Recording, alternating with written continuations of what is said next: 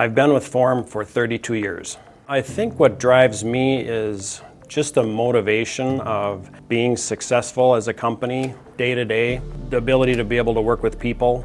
I thoroughly enjoy that. Rewards that we get to have from job to job and happy customers. We have the FCP division is the Fargo plant. We have a plant in Sioux Falls, South Dakota, a plant in Detroit Lakes, Minnesota, and a plant in Brainerd, Minnesota.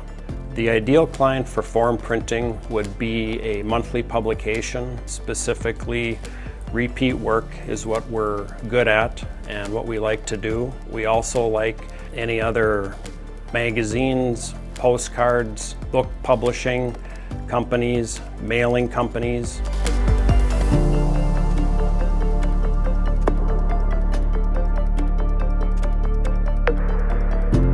The new press has been a game changer with schedules and the ability to take on new work. We were up against a schedule with our old presses that was booked out 3 months and just couldn't take any new work. Now we can output work in about a third of the time.